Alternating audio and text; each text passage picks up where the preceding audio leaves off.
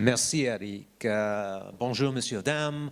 It's an honor to be here at the inaugural EnterNext event here at the Gaité Lyrique. We're across the street from the Institute of Science and Technology. Arts et Métiers is around the corner. It's a wonderful area to talk about innovation, invention, changes in technology. I'm going to go through a few mechanical points first. This slide says predictions 2014.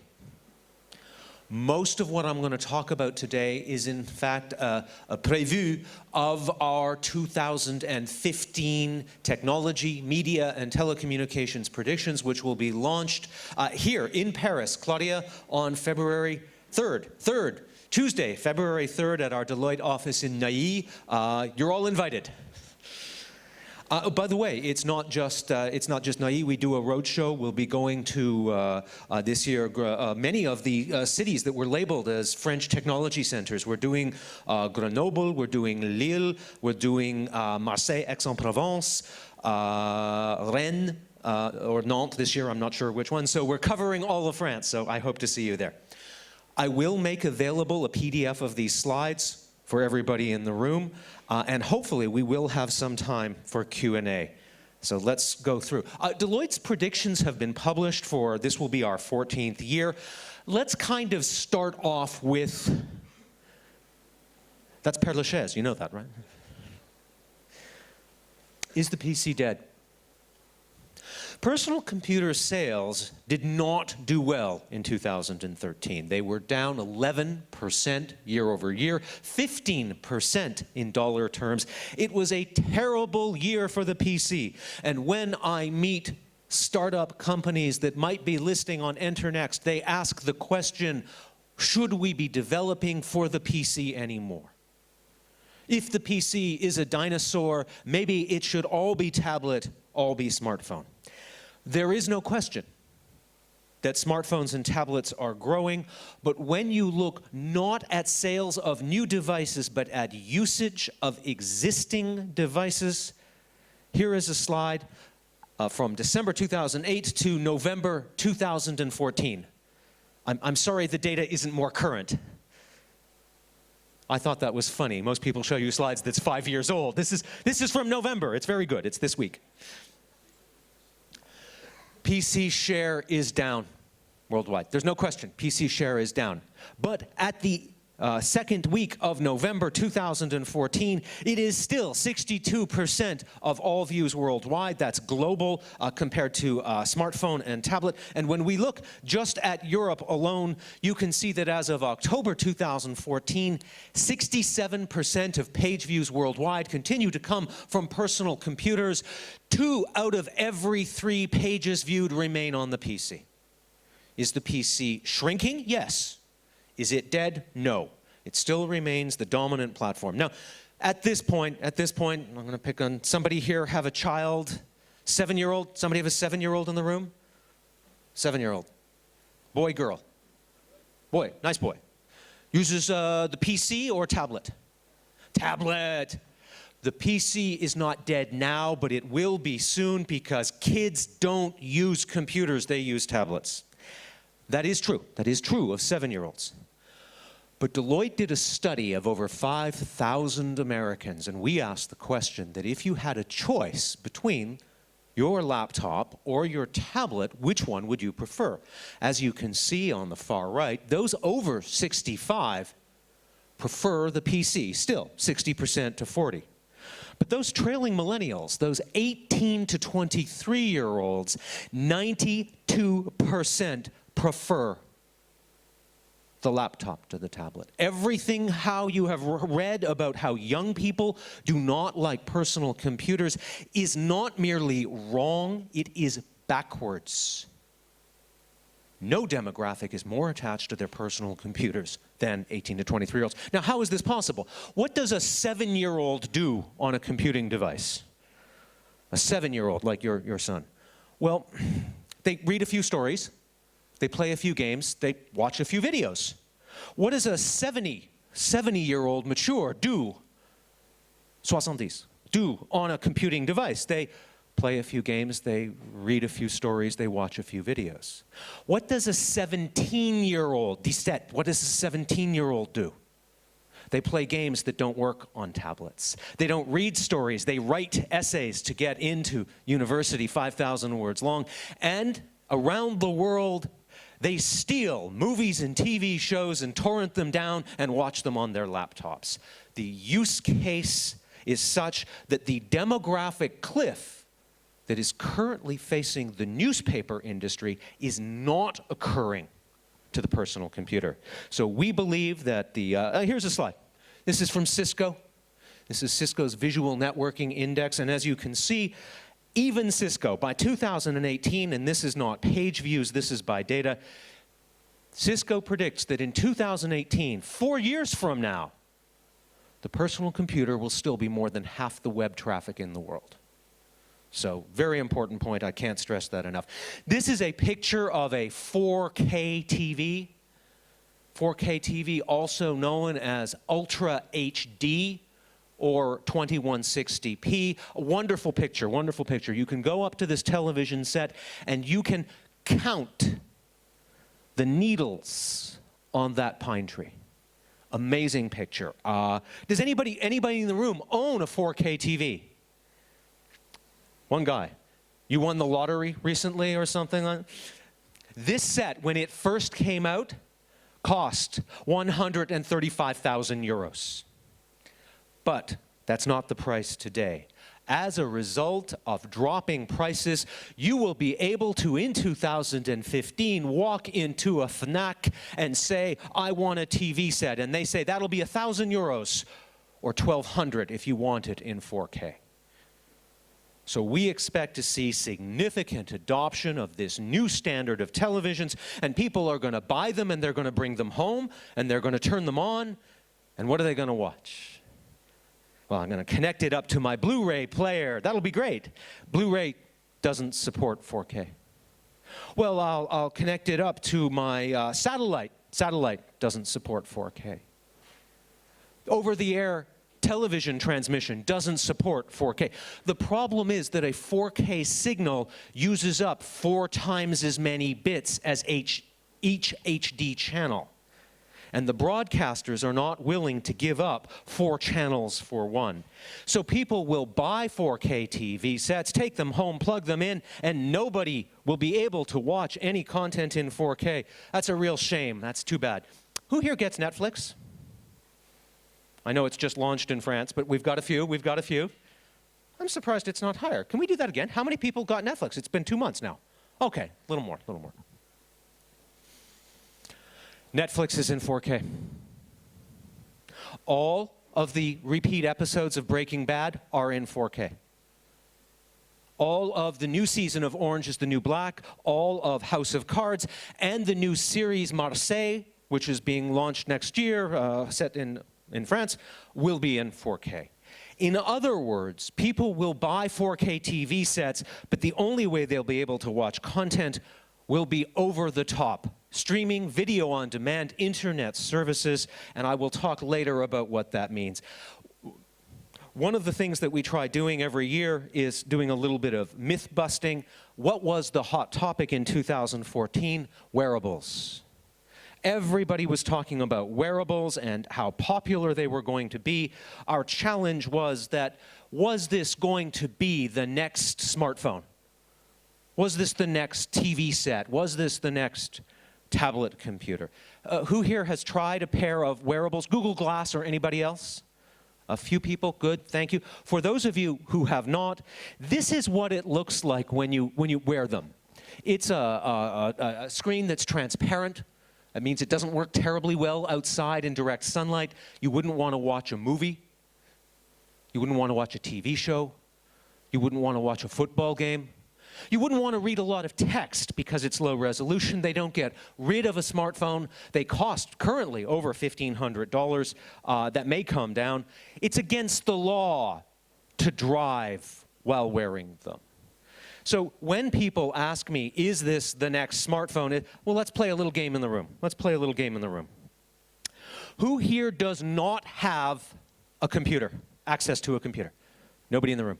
Who here does not have a smartphone?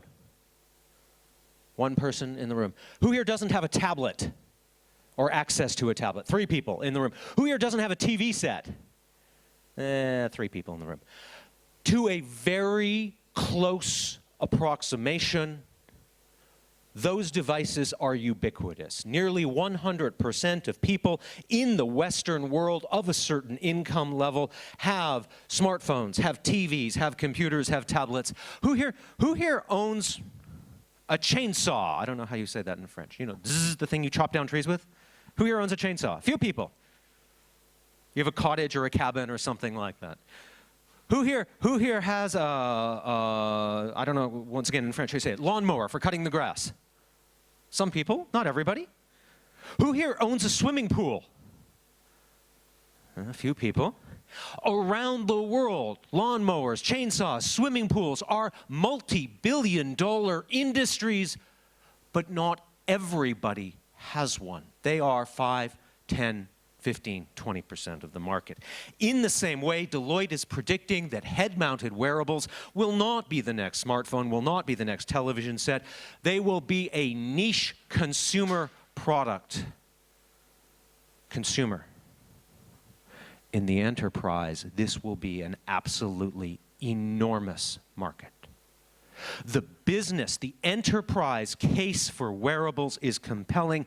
Every doctor, every security guard, every person in a factory driving one of those little forklift trucks around a warehouse will have a device they can use that's hands-free, that has an augmented reality display showing where the material is, and third, with a real-time camera showing when they get there that the box was damaged in shipping and you don't need to pay because it's not your fault.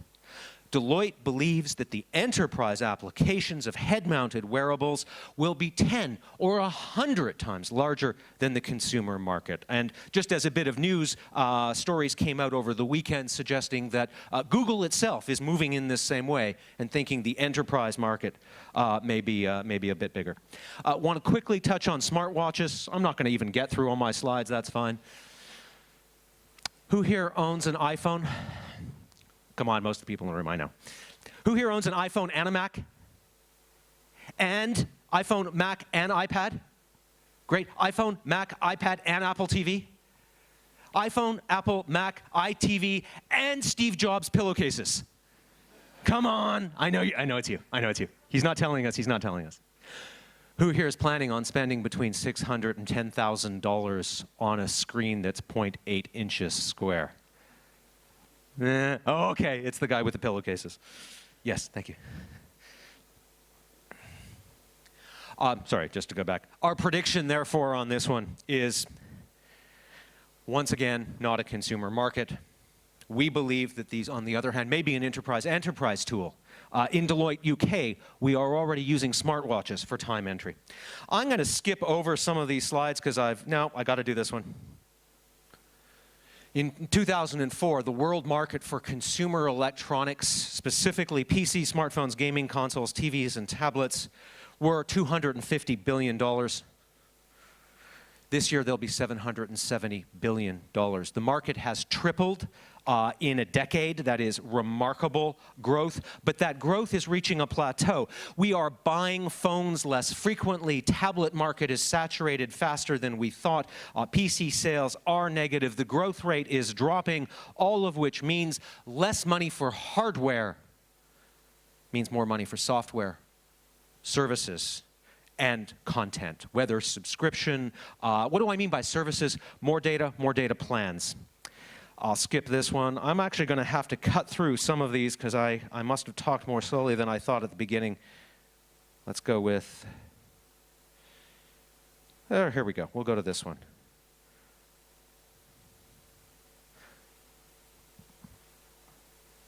Remember I talked about 4K. This is before 4K launched. Now this is North America. The European numbers are lower, but remember that it's only been in the Nordics for 2 years. It's only been in the Netherlands for 1.5 years, and in France, Germany, Belgium, Luxembourg, Austria, Switzerland. it's been 2 months. In North America, Netflix alone represents 34.2% of all traffic downstream in prime time. 1 out of every 3 bits in North America is already Netflix. And more people are signing up to over-the-top TV, and they're watching more and more hours each month, and 4K is coming. When you add up Netflix and YouTube and BitTorrent and Amazon Video and Hulu, the percentage of traffic in North America that is real-time entertainment is 68% as of the start of 2014. As of 2020, it will be 90%. Who are these people? What would you call the people on the front here? Sapeurs-pompiers in French, I know, but in English. Firefighters. They're in front of a big red truck that's a fire truck. The building, it even says on it, fire station. This is Toronto. What percent of calls that the fire department responds to in Toronto has anything to do with fires? 3. 97% of what the Toronto Fire Department deals with are cats stuck up in trees and people locked out of their houses and emergency medical care. We still call it the fire department even though 97% of what they do has nothing to do with fires. And the reason I'm telling you this is this slide. We think of the internet, and you've got slides up here. You've got slides, I'm sure the rest of the day you're going to be talking about the Internet of Things, and big data, and cloud, analytics, distance medicine, distance education. Wonderful, wonderful, wonderful things all going over the internet. And it will be less than 10% of traffic. The internet's like a highway. It's like the périphérique. As more and more traffic flows on it, you reach choke points. You need on-ramps and off-ramps. You need more lanes. And what emerges, we know this in France, not on the périphérique, but you get toll roads. Who pays? Who's going to install the capacity? Who's going to have the priority traffic? Who's going to build those off-ramps and on-ramps? We are already seeing this in the United States, where the carriers like Comcast, and this is in a country that believes in net neutrality. Already, the carriers like Comcast and others are telling the people who use the bandwidth, like Netflix, that you need to pay for connection fees to make sure your traffic gets there. This will come to Europe. This will be an issue in Europe, and this will be, I believe, the dominant issue over the next few years. I'm going to close off just with this one. Yep. Sorry? I was told I had 30 seconds left. No, 10 minutes. I'm going to do this, well, 2 more. Who here has not read a print magazine in the last day? Has not read a print magazine? You read a print magazine yesterday? Wow, that's very good. Congratulations to the French magazine industry. Who here has not read a newspaper, a print newspaper in the last day? More. Ooh, that's not good. Who here hasn't listened to any radio? Okay, I did actually. Who here hasn't watched any TV? More people, traditional TV. Final question, and this is the important one. Who here hasn't seen any TV, listened to any radio, seen a newspaper, or seen a magazine? Who here hasn't done any? One guy. That's how traditional media works. If I place an ad across all the traditional media in Île-de-France in a given 7-day period, not everybody sees every ad, but everybody sees one. And that's the magic of advertising, and that's why it's a $600 billion industry worldwide. Who here doesn't own a passport? What percent of Americans don't own passports? 66% of Americans. 2/3 of Americans may not leave or re-enter their own country legally. And when asked why, their answer is, everything I need is right here.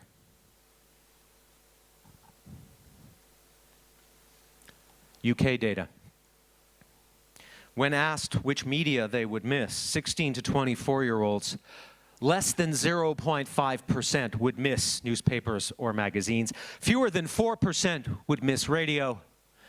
And only 1 in 7 would miss television. One of our predictions for 2015 will be about the emergence of a new class, 16 to 24-year-olds, who are not digital natives. They are digital only. They consume mainly urban, mainly educated, but they consume no traditional media in a given week. And how do you reach those people? Digital. How do you advertise to those people? Digital. How do you educate those people? How do you give them news? How do they get their information to vote in elections? This is, once again, why the importance of network congestion and net neutrality is so important. What's going on in media? You can see this is US data, but 18 to 24-year-old viewing is dropping 11%. I've been doing media measurement for 30 years. An 11% decline is something that occurs in a decade, not in 24 months. Now, I'm going to give you one last sneak preview of one of our 2015 predictions, once again launching February 3rd here in Paris at the Deloitte office in Neuilly. This is my daughter, Erin. Erin is a wonderful kid, very smart, but she's all digital. She's always on her computer, she's always on her smartphone, she's always on her tablet, all the time, all the time, all the time. She just moved out. She got a cat. The cat's name is Rascal. But that's not its full name. Its full name is Raskolnikov. My daughter Erin, this summer, stole my copy of Dostoevsky's Crime and Punishment. It's about 1,000 pages long. She carried it everywhere. She took it to the beach, she took it to clubs, she took it on the buses, she took it on the metro, and she read it cover to cover, literally until the covers fell off. And I asked this 19-year-old girl, this digital child, why are you carrying around a 1,000-page book that weighs 1.5 kilograms? Why don't you read this on your smartphone? Why don't you read it on a tablet, on an e-reader? And she said, something this good deserves to be read in print. We are facing a generation that will not read magazines, that will not read newspapers, but they continue to read books. And one of our predictions for 2015 will be that young people not only continue to read, they continue to read in print, and in fact, they read more books in print than older demographics do. They over-index on dead trees. What does that mean? What are the implications for technology, for marketing? How do print and magazines, newspapers and magazines access the same feelings that people have around books? Thank you very much. I'm going to turn it over. It's an honor to present before Ministre Macron. Thank you for having me here. Perhaps I will be invited back to future Internexts. If you want to, you can reach me on email if you want. Twitter, you can reach me on, follow me on Twitter. LinkedIn, I'm always looking for that. Facebook, and of course I also have a blog where I give you previews of these kinds of topics. So thank you for your attention. Merci bien et bonne journée.